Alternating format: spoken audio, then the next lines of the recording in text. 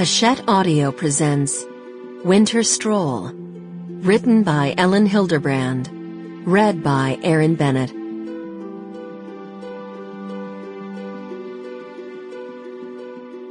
Dedication.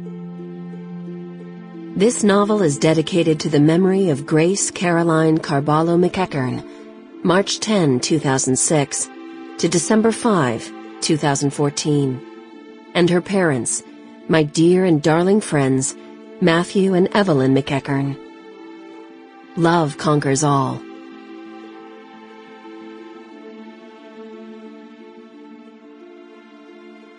Friday, December 4. Mitzi.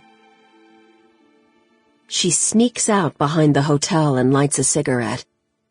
George knows she smokes, but he has drawn the line at watching her do it, so she has to be stealthy and quick. If she's gone for more than 10 minutes, he sends out a search party, which is usually comprised of himself and his Jack Russell Terrier, Rudy, but also sometimes one or more of the women who work in the shop making hats.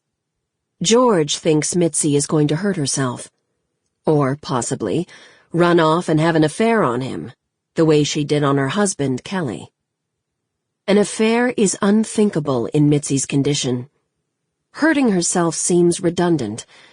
She is already suffering from the maximum amount of pain a person can experience. Bart, Bart, Bart, Bart, Bart.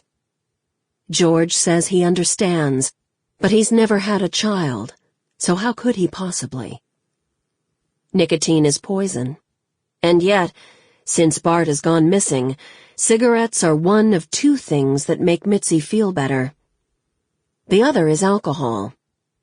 Mitzi has become partial to a sipping tequila called Casa Dragones that is packaged in a slender, elegant turquoise box and costs $85 a bottle at the one high-end liquor store in Lenox that sells it. She wonders if any of the liquor stores on Nantucket sell Casa Dragones. Murray's, perhaps? She would like a few shots of it now, just enough to take the edge off. When Bart enlisted in the Marines 18 months earlier, Mitzi had naively believed the so-called war against terror to be over. Osama bin Laden had been killed and buried at sea. Mitzi had pictured Bart going to Afghanistan to help a war-torn people get back on their feet. She had thought he would be digging wells and rebuilding schools. She had envisioned him working with children, giving them pencils and gum. Sample complete. Ready to continue?